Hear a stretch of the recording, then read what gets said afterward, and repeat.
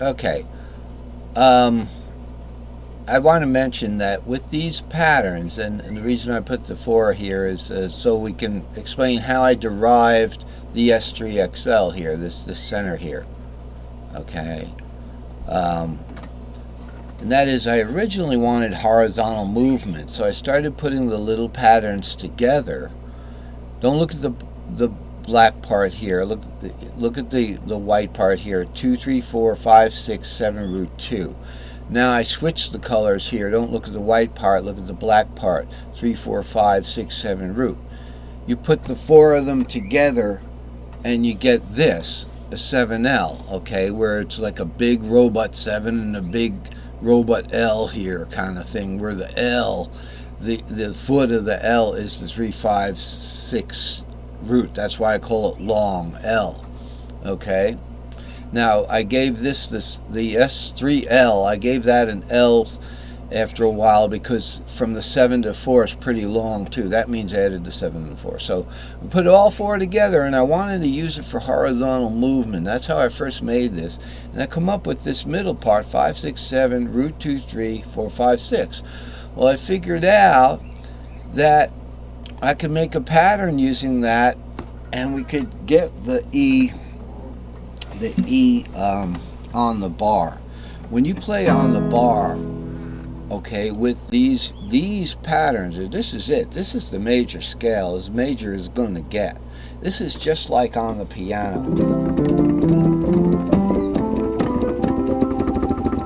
All right, this is as important as a piano. You wouldn't take a piano apart and say, "No, I'm not going to have the keys like this. Wipe that out. There's no structure. I'm going to make my own and plunk the strings." Well, you might as well get a harp and do that, because that's what you're doing.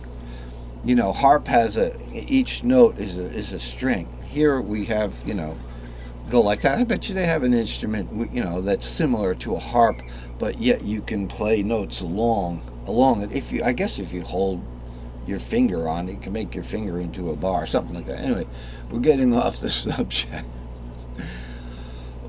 The point is, when you can't if I put the capo here, we missed this part, by the way. I mixed up pause and play. That's why you saw me like kind of doing things and I wasn't talking to you, because it was on pause. But I kept it because I want you to see what I do uninhibited, like off camera. So that was like a little blooper thing.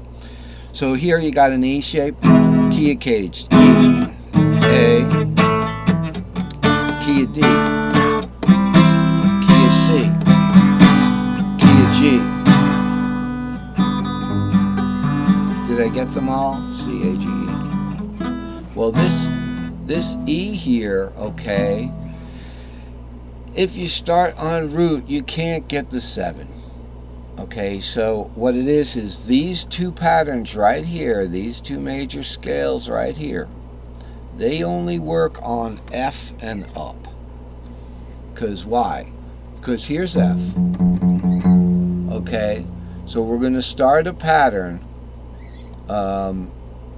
Say we're going to start it right here. This is an S2L in the middle. This is the top of an S3S and the bottom of an S3S on top of that. That's what the S4L is.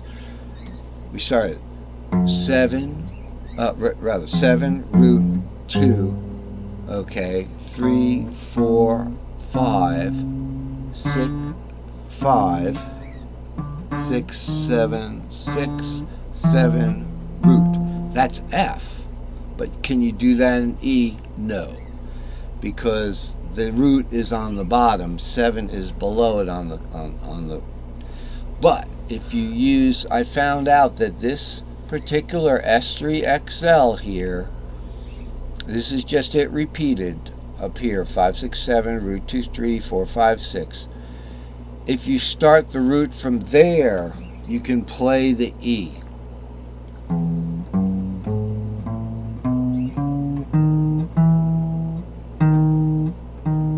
That sounds flat, but that's just a flat string. That's not a bad pattern. Then warp up.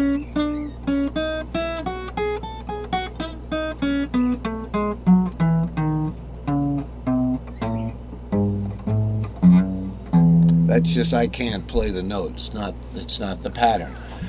So that's a little digression here. And let me tell you, you got to know when you're playing these patterns, okay? And this is an easy one because it starts on root. In the key of E here, root, 2, 3, 4, 5, 6. So if someone's playing a song in E and they're going,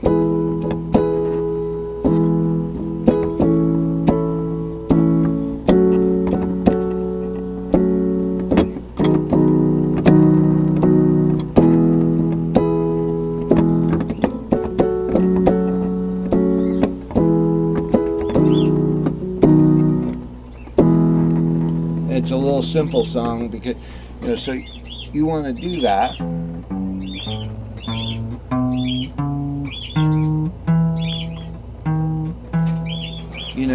And you're playing along to that.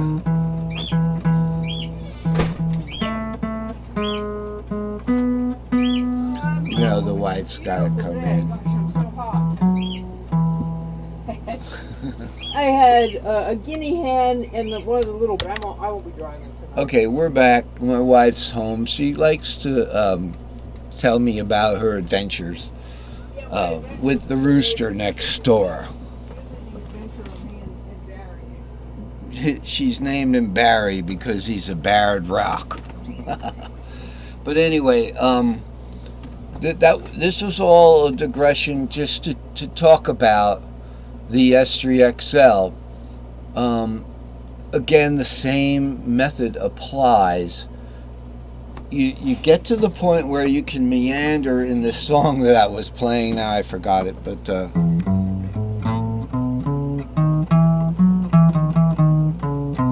whatever you're doing. But instead of just doing it by ear, think about and know what letters, what numbers you're playing when your fingers are on those notes. So here's root, here's 2, let's take it to 3. Okay, there's 3. Now, what note is that? What note is that? Now I can just count up from E. So it's E, F sharp, that's G sharp. Okay, and then if the note that you want to play a chord to, so you want to play chords on these, but you don't want to go all up in E shape, right? You can do that. And you're going diagonally. Let me show you. All right, here, I got this. I want to show you something. So we've got this scale here, starting on E, right? We want to play a chord on each one, right?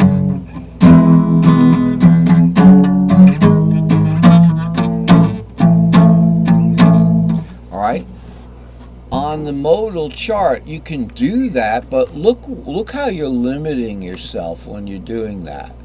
You start on an E-shaped major, which is right up here, okay? Then we go to diagonally, we go down. We could use the drawing tool for this a little bit. I'll allow it. Diagonally, we go down to the E second minor. Okay, then we pick up E third minor here. I'm just going to draw the line right here. Okay. Then we pick up the G sharp there. There's the G sharp. Going down diagonally, there's the D major fourth, Roman numeral 4, 4/6 root. Okay, 4/6 root. Well, here's the second inversion, so it's something like that should actually be second root 4/6, right?